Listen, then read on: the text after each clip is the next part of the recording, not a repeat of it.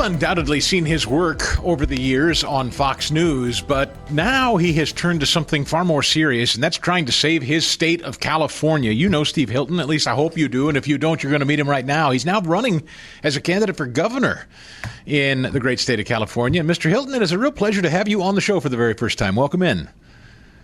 It's wonderful to be here. Thank you, Chris. Really appreciate it. So I have to ask, we've got a lot to cover. Your background is a fascinating one, from maybe politics overseas to domestic media here to now a candidate for governor here. Why did you decide to jump in? There are a lot of reasons you didn't need to and could have stayed out, but you decided to jump into something very tough. Yeah. Well, Chris, I mean, the first point is I just love California. I'm in love with California. I think it's the greatest place in the world, being ruined by these far left extremists, the Democrats who've been in charge, one party rule now for 15 years. Really, when you look at the control of the state legislature, it's decades that we've been going in one direction, left. And it's been a disaster. We moved here in 2012 with my wife and my two sons. I'm an American in 2021. This is my home. I've raised my family here. I taught at Stanford University, started a business here. You mentioned, had a more recent career in the media. But actually, the thing that really made me want to do this, I suppose, was as the years were going on and I was on TV and elsewhere talking about all the problems that we have in California, I just got increasingly frustrated with just talking about it. And remember that as well as my background in media, you touched on the fact that I worked in the government and politics back in the UK. I was senior advisor to the Prime Minister, to David Cameron, in 10 Downing Street, was part of the team leading the implementation of our domestic policy reform program. But most of my career, I've actually been in business. I've started companies back in England and here in America. So putting all that together, my business background, my government experience, my media platform, I just thought, I feel so appreciative of everything that I've been able to achieve and have from becoming an American and living in California.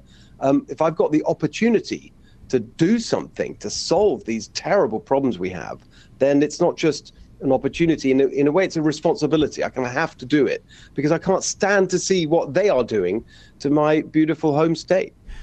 What does it take to win in the state of California? Because it's an uphill climb. I don't think anybody's made any secret of that to you. It is an uphill climb, but I would say not steep, as some people might think. The way I put it is that it's going to be very difficult to win, but it is not impossible. Larry's a good friend. I've talked to him a lot about this. I think that the disadvantage that Larry had was he didn't have much time, to be honest. He ran, of course, in a recall election. It came up very suddenly. He had a few months to prepare and get ready. And I just think that he gave it his best shot, did a fantastic job in articulating the changes that we need to make, but it just wasn't enough time. I think that the other point is that we've had more and more years of failure since Larry ran and since others ran. It's now 15 years of one-party rule, as I mentioned. The results speak for themselves. It's just a disaster on every front. We're not just doing poorly compared to the rest of the country. We are the worst. I mean, it really is extreme. How you've got extreme policies leading to extreme and terrible outcomes. We have the highest poverty rate in the country, the highest unemployment in the country, the highest cost for housing, gas, electricity, water, the worst business climate in America, 10 years in a row. I think what we need to do is match that desire for change with a really strong, positive, dynamic Republican alternative. And that's what I'm doing. That's what I've been putting together. I've been working on it for years. I started a policy organization called Golden Together a few years ago. I've been laying out the plans for how we fix these problems. Now I'm in the race as a candidate. Getting a great reception is going to be difficult, but it's not impossible. You know, Steve, one of the things that's critical, and you understand this, our friend Larry understood this, Gavin Newsom, to his credit, understands this.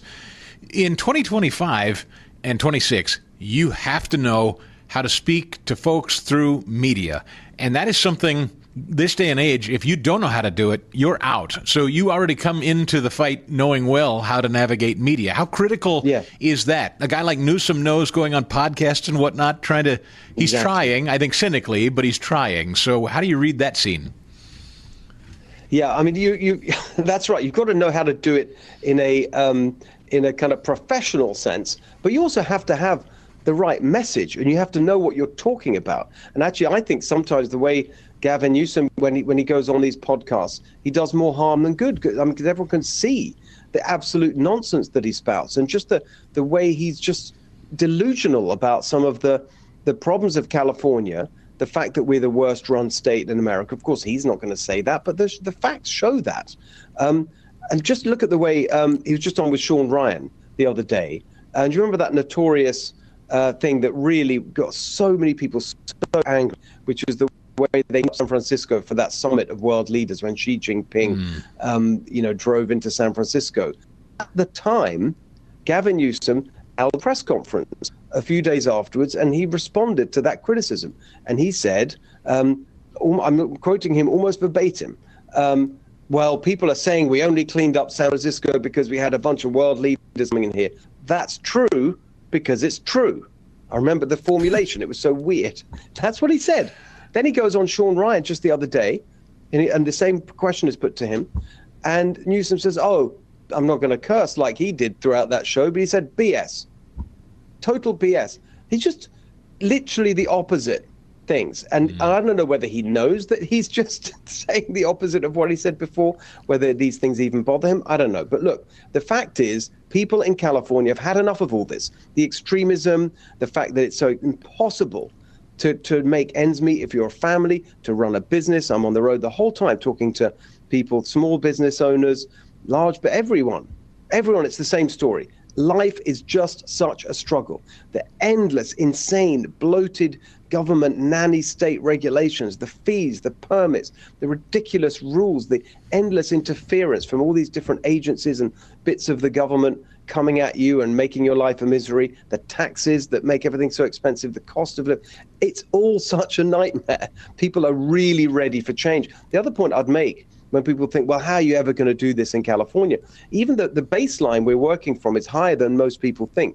You look at the state legislature in California, and that is very, very biased towards the Democrats because of gerrymandering. It's like an 80-20 split pretty much. And people look at that and think, oh, it's such a Democrat state, no chance ever for a Republican to win. But when you look at statewide elections, it's not 80-20. It's been closer to 60-40.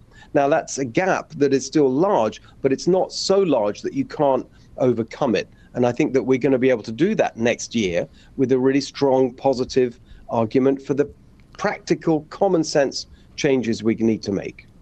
And it's very clear Newsom is trying to tack center, appear centrist, appearing on more conservative podcasts, and to my mind, using conservative platforms and conservative stars to make himself look more moderate. I don't buy it myself, Steve, but if I may just quickly lean on your prowess as a government official, or at least having served in government across the pond, it has been fascinating, and I know you watch it with great fascination, even though no longer there, to see President Trump in Scotland over the last days, yes, sitting down with the Prime Minister. And I wondered if I could play a clip for you and get your reaction to this particular moment with the Prime Minister while he was in Scotland, the President. Take a listen.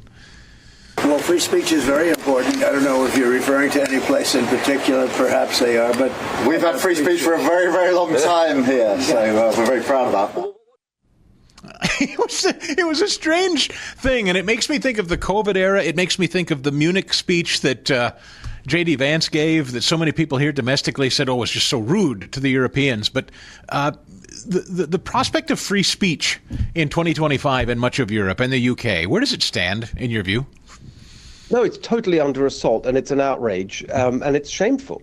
Look, I'm a proud American. I'm 100% an American and very proud to be so. So another thing people may not know about me, as well as my background in government and in business, is that my parents are Hungarian. They were refugees from communism in Hungary, and I was born in the UK. But for me, that kind of authoritarianism that clamps down on things you can say is just completely... It's not just, it's visceral for me. It's just something theoretical. It happened to my family. And so the assault on free speech is something I feel very, very personally. And it's absolutely appalling to see it in England. The fact that someone's in jail for expressing an opinion on social media Absolutely unbelievable. And Keir Starmer's just lying when he says that. And remember, he's a Labour Prime Minister. I mean, it's good. I'm pleased to see that President Trump has established a strong working relationship with him so that we can get good outcomes for America, as the president just did in that trade deal with the UK. But Keir Starmer is a left-wing prime minister who's totally failing. He was elected a year ago with a massive majority, by the way, because the Conservatives, who were in power before, failed as well and totally failed to deliver the promise of Brexit. Remember, I left in 2012, moved in 2012, California. I went back to the UK in 2016 to campaign in favor of Brexit.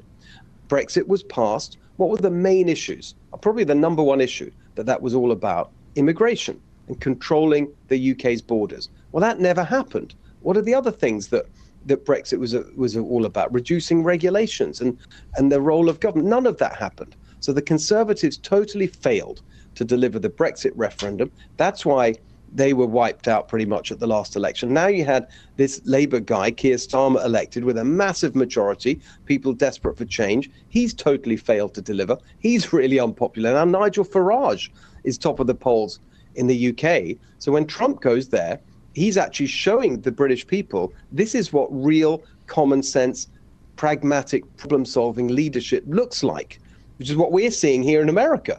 And they haven't had any of that in the UK for years. And I must say, that's your model, and it's so important. I asked you that question because I know you see it. It's the canary in the coal mine in Europe. It's very much the kind of thing Gavin Newsom embraces, and it's what Steve Hilton opposes. So where can people stay in touch with you, watch your campaign, and be helpful if they want? We have a lot of audience in California, of course. Well, thank you very much. We got to build a real grassroots movement here, because we got the Democrat industrial complex, as I call it. They're funded up as much money as they want from the government unions. And so we got to fight back. So stevehiltonforgovernor.com. Please sign up to get involved. We got a volunteer call just this evening, so there's still time to sign up for that. stevehiltonforgovernor.com. And you can follow me on social media at SteveHiltonX. And lots of Steve, putting out videos all the time of my journey on the road in California. It's fun. We're going to do this. We're going to be watching, and you're welcome back anytime to share your adventures while you're out there, my friend. Thank you so much for your time today. For full shows, live and on demand, it's Salem News Channel.